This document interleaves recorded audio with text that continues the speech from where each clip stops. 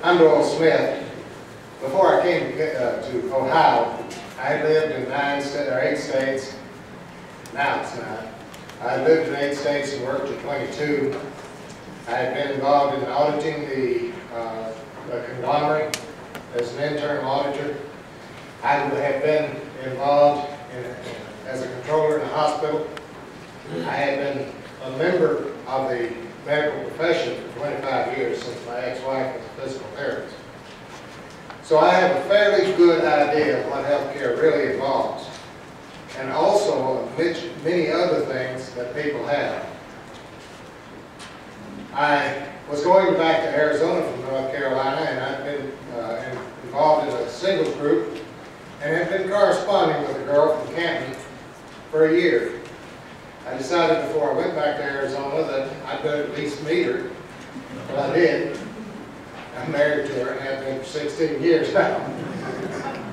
And while I was in that, I worked in temporary work. I had been a substitute teacher in most of the districts in Stark County. I've been a real estate agent, and I've been involved in finance. So I may be retired, but I'm not that tired.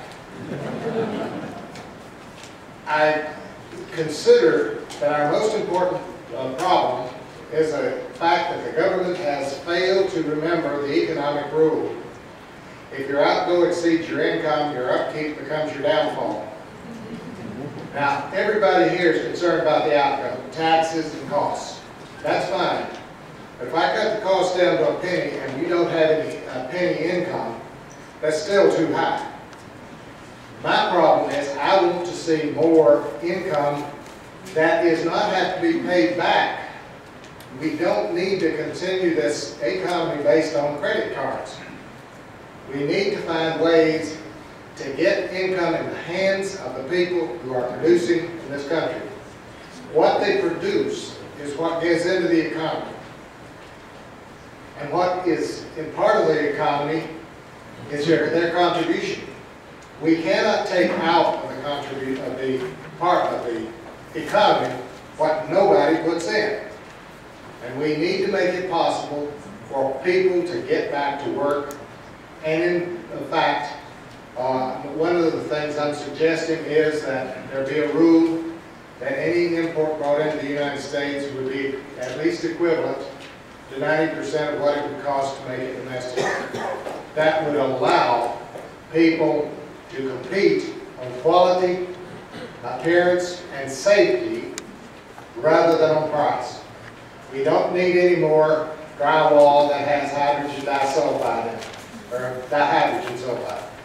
We don't need any more pet food with melamine in it. And we need to be sure that any product brought into the United States is safe for the United States. We have a rule that says that a pallet used in interstate commerce or international commerce based in the United States be heated to 165 degrees, I believe it is. Japan does not have that heat. They sent some pallets over, and those pallets allowed the eggs of the ash borer to germinate, and we now have a problem on our hands because Japan did not live up to the requirements that we set on ourselves. We've got to deal with these problems of imported production. It's vital because we need to have income that we don't have to pay back.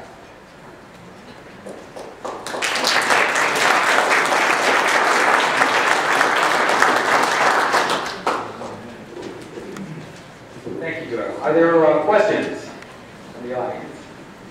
Mr. Longo. On the information that we had prior to you talking, your website doesn't discuss the Second Amendment. Can you share your thoughts with us on the Second Amendment? I filled out the questionnaire from the NRA this week. I found two differences I had with the NRA. One is I would like more training for people to ensure that they know how to fire a weapon.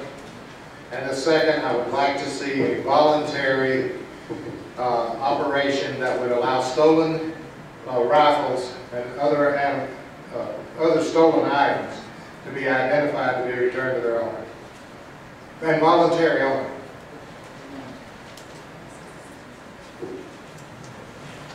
Do you own a gun? And what safety training have you had with firearms? How long have you had a hunting license? And I've got my last one, sorry. I grew up hunting deer, hunting rabbits, and sometimes I even made the mistake of trying to hunt rabbits with a dog in deer season, which didn't exactly fit too well. I am not hunting now because I have a condition that I cannot walk very far. I do own guns in my house, and they are loaded, in case you want to know. Yes. What specific ideas do you have to reduce the federal budget and national debt? The first thing that I would point out to you is if we have a situation where imports have to be at least fairly close to what is domestically produced, business in this country can start to survive, can compete, and then we can pay more Social Security. We can have enough money to make it possible for those taxes to be paid.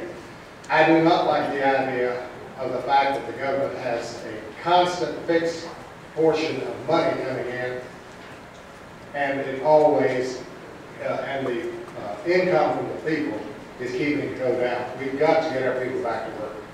Well, you talked about the international trade. What I'm saying is, how do you expect to get our products at a reasonable price to the international products? And you say that we should do that, but how would you go about doing that? A simple rule that says that if you invoice a product into the United States, it must be priced at 90% of what the domestic production would be. And of course that means that the money they get is now available to buy our exports. What is the likelihood of that to happen? We have people making $60 an hour or $70 an hour, and we have people abroad making $2 a day. How would we can't allow them to make the product available and sold here for that price. Well, the problem I see is that if it's made for $2 and we're ours is $60, then they would have to come up with $55 on their invoice in the United States. It would make a profit to them, but it would not. They could not use the $2 labor to beat our competition. We're going to take just one more real quick because we want to do somebody else now. Real quick, ma'am. Yes, yes. I speak to a lot of women, and I have for many years, and our big concern is the clothing that's coming in from overseas. We kind of discount what it's made of, and a lot of people are having a lot of skin problems and foot problems, and I'm blaming the materials that have not been tested for defects. This is part of the thing. In fact, that's a very important thing. The drywall that we brought in from China, put into the houses after a hurricane, and then had to be taken out because it was poisonous, as a case that we're talking about. We had pet food and ingredients. They included melamine. The quality was not there because we did not have the ability to verify that it was not up to our standards. Thank you very much.